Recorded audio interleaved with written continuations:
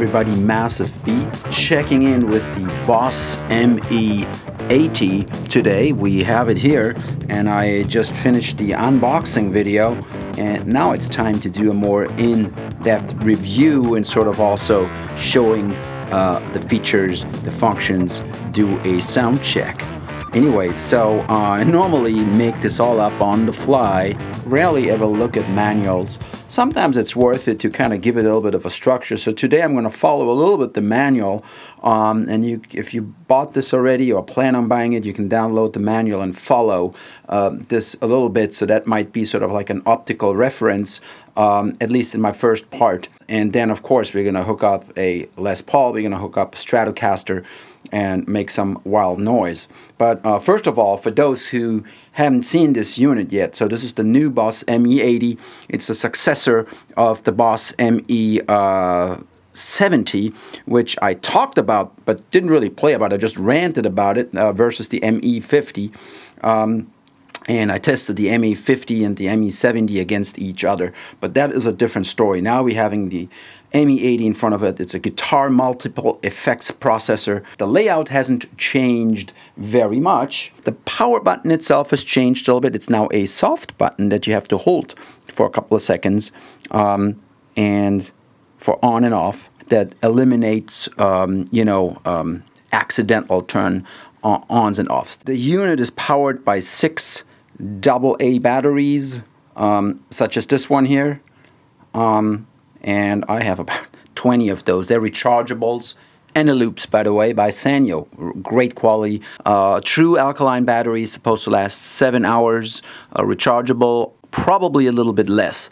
But a battery operation, I'm a big fan of it. No cables. However, for the purpose of this review, we're going in with a traditional 9-volt adapter. It doesn't come with the power adapter, but if you have already one from your previous pedals and so forth, it's standard, so you can use that. That's good. You don't have to buy like a proprietary one. So here you have the display. Then you have one of the most important knobs is the output level that controls how much is being sent to the guitar amp and also to recording output. You have a recording out / phones output. So it's one of these smaller connectors, and that's great for headphones. And then you have the guitar output, which is left is mono only, and then left right if you go into a double dual guitar amp situation. Pretty cool. That's the regular guitar sized jacks like such. And this, of course, also is our guitar input. My guitar is plugged in here. Just if you're wondering, my guitar is plugged in here. This goes to actually the camera in a little bit when I'll be talking to you, to the camera line input, so that we don't have to go through speakers or through a guitar amp and then into the camera. We want to have a direct sound, so you're going to be hearing what I am hearing. And here is an auxiliary input here. It's called aux in. That's pretty cool, and you can, for example, use your smartphone or an iPod, for example, to play back some music and jam along with it, or some grooves and tracks. On my phone, I do have some funk loops and drum loops and things like that I can program on the fly. And there's the USB computer connection, which I'm not going to touch in this review. We're going to do that in a separate review, how it works together. This is something the ME-70 didn't have. Well, one important thing is we have a tuner. So if you press down the tuner here, just gets into the tuning mode. Right now nothing is connected, and I'll show that when I actually connect the guitar, but very useful feature. I found that this tuner is a little bit more accurate or easy to use than the previous two, the ME-50s and ME-70s tuner, but I have no scientific evidence for it.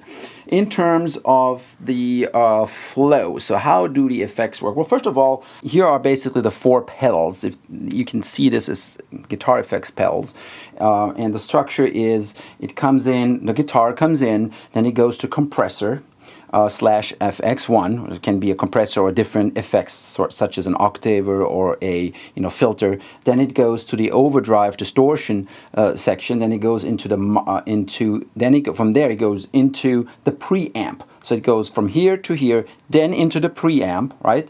So imagine you have a compressor pedal, and then you have an overdrive pedal. Then you're going into your guitar amp, right? Into your preamp, guitar preamp.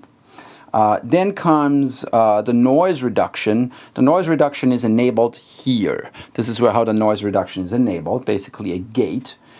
Then it goes to the foot volume, and after the foot volume, it goes into the mod, the modification, the mod, and then it goes into EQ FX2, and from there it goes into delay, and then from there into reverb, and from that into the guitar amp. So it is sort of a chain that makes sense, that the reverb is sort of the last part, because you're putting everything that you're doing into a spatial context. It wouldn't make, you could, but it would be better than having the delay after the reverb. So see this, and it's also laid out as individual effect pedals. You could almost cut this up, and then you have your pedals. Everything has 3 knobs down here. You have like one larger preamp section, and you have an EQ section here, and then one tiny knob for the reverb. Really quickly, so we have the compressor FX1 section. You have lots of effects there, from defretter to octave to wah-wah down or up with a filter, so it becomes an auto wah.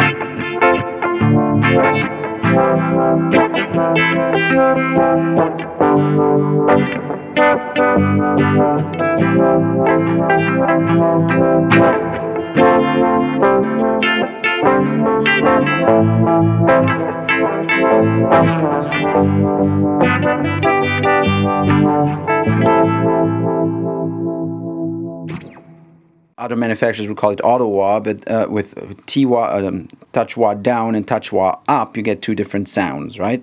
One thing here, this is compressor, sustain, attack, and level. Anyway, sustain, attack, level, that's for the compressor.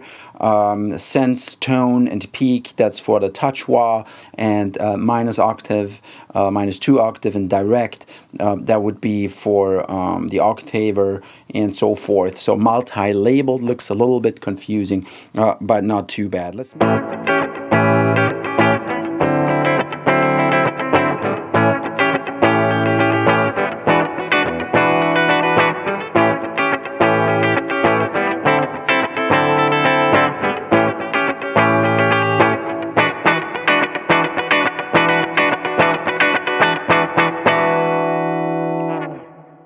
Let's move on to the next effect.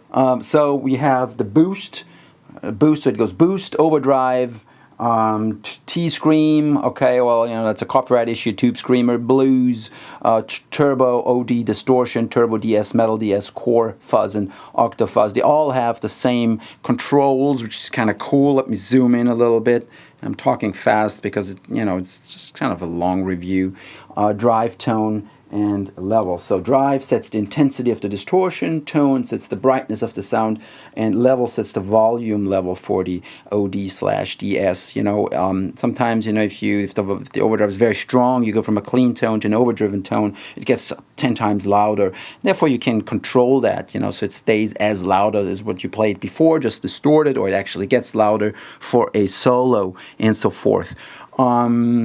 Quick thing, I noticed that the tone knob is not as harsh as on the ME-50 when you'd have an overdrive and distortion dialed in. The moment you would get past 12 o'clock, it would become very harsh and non-pleasant. That's better here. They did a better job. My opinion, that's what I feel. I haven't measured it, but that's what it seems to be.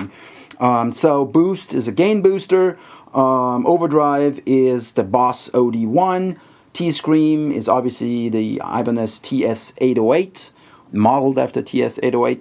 Blues is the Boss BD2. Turbo OD is sort of the Boss OD2 with turbo on. And distortion would be the one up here, right? Let's turn it on at least, while we're showcasing it. So distortion is the sound of the Boss DS-1.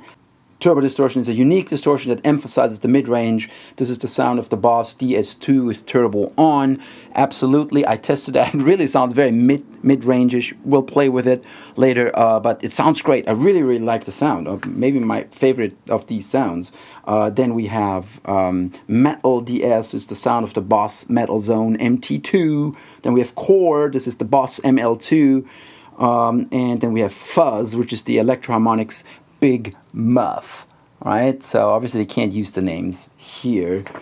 And then we have the Oct Fuzz, and this is the sound of the Octavia unique fuzz pedal that adds a pitch 1 octave above the original sound according to the manual, which I have right here, by the way.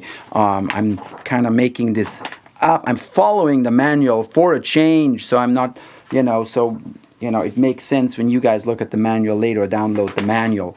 Like I said, it's not a cheat sheet. Anyways, gotta have some humor here. And then we have the modulation.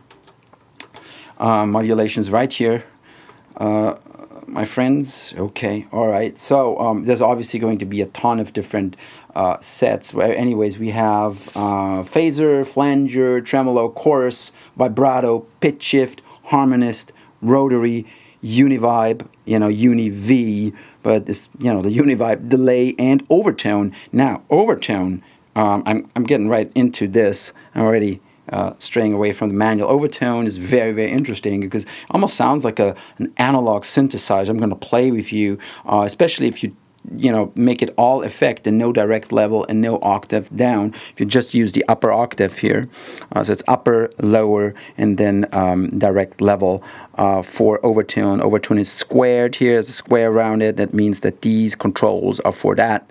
By the way, I'm coming back to what I didn't know before, or which I wasn't thinking before, is that here, ring modulation, AC simulation, single hum, and so forth, this effect section is then controlled by these.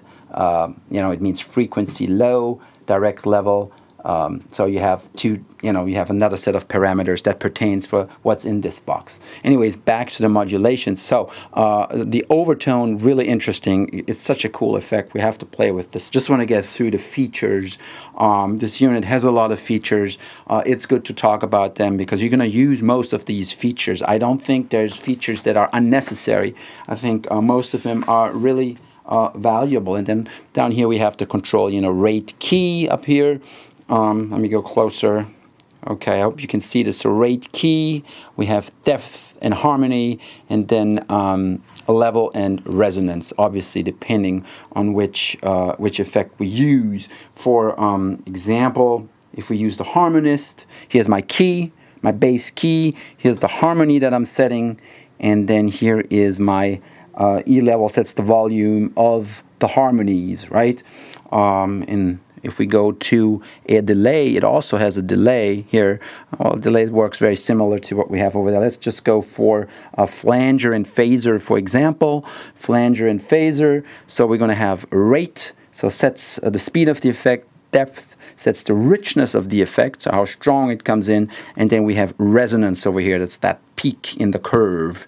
Whenever you have resonance in the filter, it's basically how harsh it's going to come in, how that cutoff, where the cutoff is, the frequency where it's being cut off and modulated at that frequency, how strong that peaks up.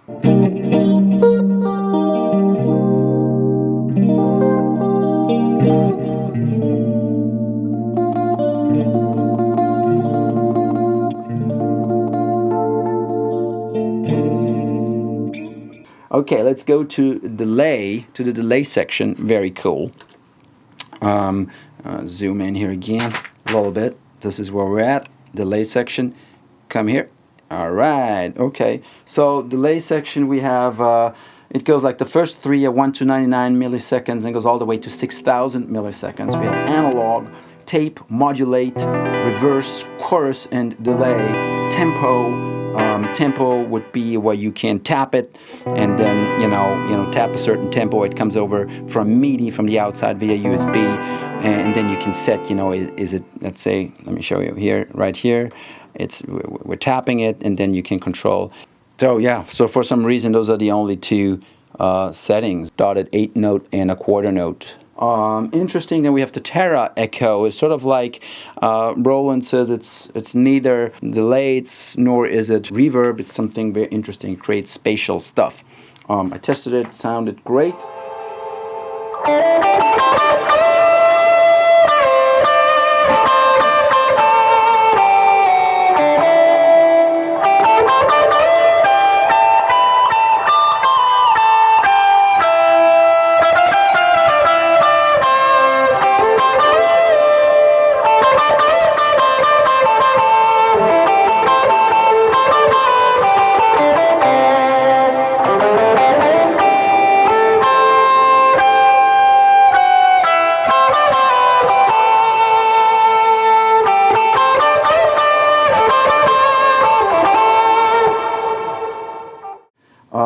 Analog delay is, I think, up to 400 milliseconds, 30 to 400 milliseconds. That goes for analog, tape, and modulate. So for these three here, so very short delays, because, you know, they're analog based, they're basically old school based. They didn't have those long delay times that you need a digital delay for.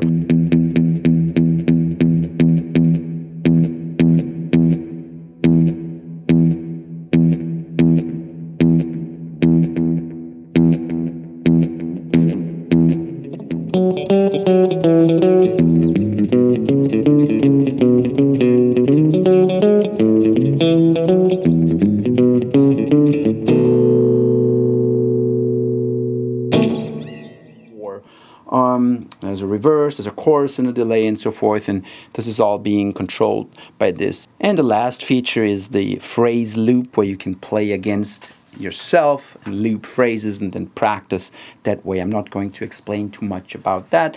That feature is already available on the ME-70. By the way, the ME-50 didn't have that. Now, to the preamp section. I think the preamp section is really, really important. Let me zoom out here. Preamp section right here. Let me zoom in as much as I can. Here we go. Let's see. All right, so this is the preamp section up there, right there. Here you go. I'm walking around, and so you have the gain knob, like on a regular, you know, guitar amp. The bass knob, middle, bass, middle, treble, and then level. And so we have an AC, a clean, a tweed, a crunch, a combo, a lead, a drive, a stack, and a metal. All they go from here. So this would be clean all the way to stack, and then metal, and then we have, actually it starts with AC, which would be, you know, for an acoustic guitar, right?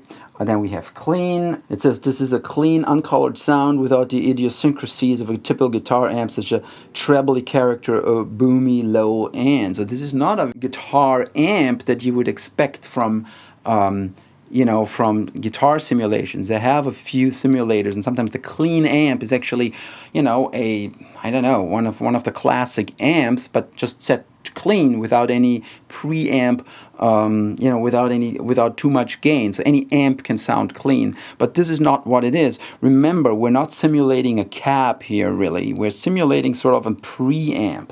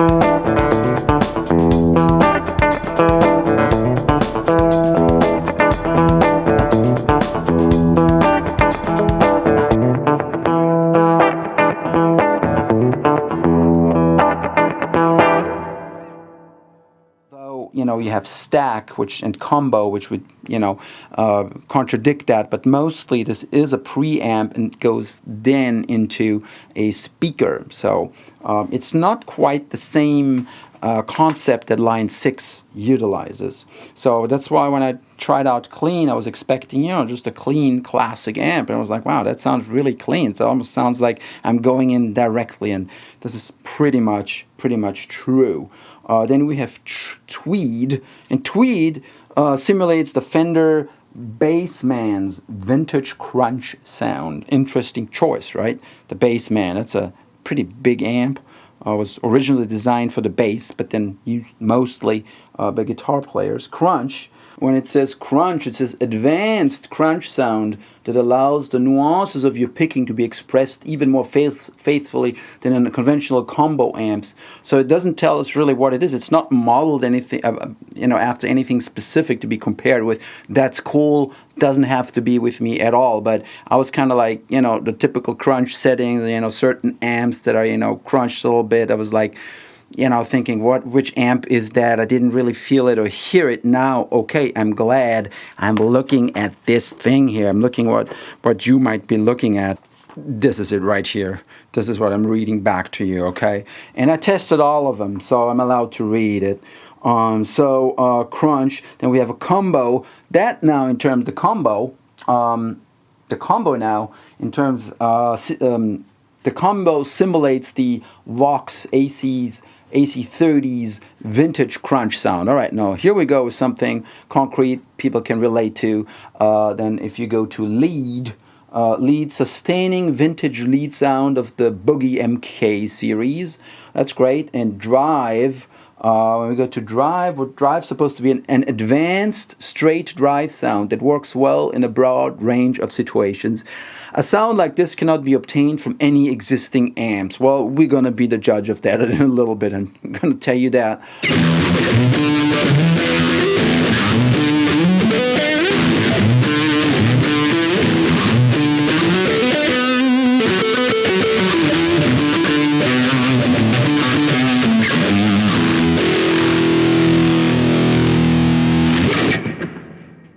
One of my favorite sounds here so far is Stack.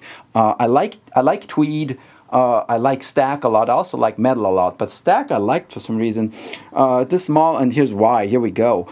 Now I know why. And I tested this without reading anything, so I'm reading this sort of like the first time for you guys, so that I have some structure and it's not purely based on my opinion and based a little bit on what Roland wants us to think about this, which gives us an indicator as well. So anyways, Stack. This models the sound of when input 1 of a Marshall 1959 is used. This is a vintage trebly sound suited to hard rock. I found it even suited well for, for comping and stuff like that. So I like it. And then we have the last one in the bunch is here, Metal. This models the heavily distorted sound of a Bogner Überschall. Very cool. I like this sound as well.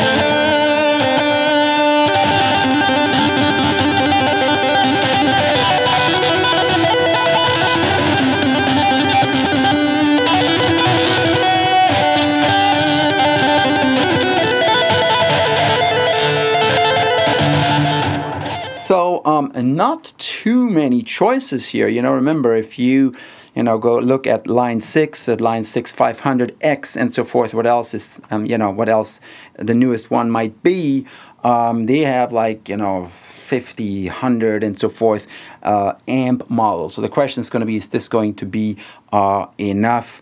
I think so. And remember, this pedal is also designed to be used with a conventional guitar amp. The main feature, the main raison d'etre of this is not just to be an amp modeler. It's actually to be used in a rehearsal with a real amp as well. So I'm going to skip the noise suppression. Then we have equalizer and effect 2. So there's a whole other section here, which would be this here, and you can enable it here. my bad, this one, right?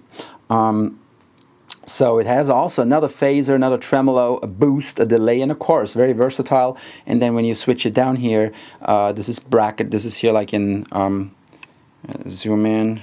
Can't do too much. Let's go in here. So we have bass, middle, treble, and level. That sort of comes in at the end after all your effects have been processed. After the preamp, it comes out of the preamp. The effects, the wah-wah, you can apply some additional equalization, maybe take off some crazy highs or tame the bass, things like that. You have another level here, and then you have phaser, tremolo, boost, delay, and chorus. Like I said, pretty straightforward. Here's our reverb.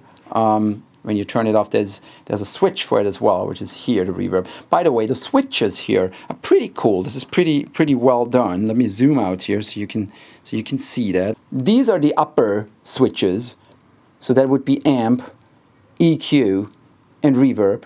And then we have compressor FX1 here, overdrive, distortion here, modulation here, and then we have delay here that matches. The only one that's here, because we have 4 down here and 4 down here and 3 effects up here, that would be memory or manual. So you can go into a memory mode. It's a little bit outside of it. This controls the memory and the manual feature. So if we go into memory mode, these banks, this controls the banks, right?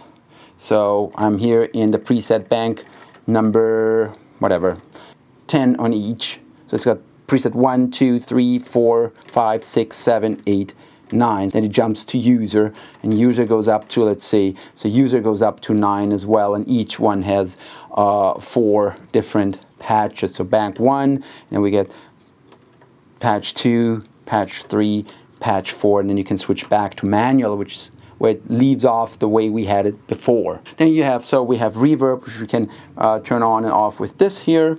This is room, this is hall, and this is spring reverb, and sort of the algorithm changes the more you turn this up. It's not only the volume or the intensity. You have no control over the intensity or anything. It just, it becomes a bigger hall, sort of a bigger effect, and here it becomes smaller. So I'm sure it changes multiple parameters. So here's the effects pedal, and I have to move the pedal a little bit into focus here. So this is the effects pedal. The wah pedal is a little bit smaller compared to it's still big enough though. It's smaller than the ME-50. It's more like the ME-70, and you have several features. You have wah, which is when you press down, it goes into wah mode. You have voice octave +1, octave +2, octave -1, freeze, oscillator, delay, overdrive, which lets you control the drive when using OD and DS effects, which is pretty cool. Modulation rates and delay levels can be controlled with this. So quite a lot of features. I talked already. I jumped the page a little bit, saving, calling up your tones. Well, if you have a tone that, let's say, this mess that I created here, you want to save that, you would write it, and then you would say where you would want it to be saved. Quite straightforward. I like that it's not too complicated. So one more thing I wanted to touch is the control section, where we have different controls that we can influence. So this is up, down. The manual talks in depth about that. You can control the USB direct monitor, how it behaves, how loud it is, the loopback, if you want to record USB dry out, the MIDI channel settings, the output settings while tuning, where you will have sound, it will not have sound when you tune, auto off settings, and a bunch of settings that are kind of cool to mess with. So we're through with the basic settings. I really like the pedal so far. I really enjoyed it. Most of all, I have a good feeling when I play it, when I let the guitar run through it, and that's ultimately how you can judge it. How does it feel? The features and the functions are all great. It works for me. I like the analog style control, and I think I touched pretty much everything that's sort of like outlined in the manual. At least a little bit. We could spend a lot more time on all these effects and really breaking them down, how each of them reacts to a different guitar. This is ultimately something you'd have to do for yourself, and I'm going to do some videos with this pedal but not in the basis of a review, but more like just rocking out. So, so a lot of the stuff that I already tested, I put it, you heard it so far, I put it in between the review, I kind of inserted it, and then I have quite a bit more material. I want to give you a little bit more of that, so enjoy it. Thanks for listening and tuning in, and here's some more guitar on the ME-80.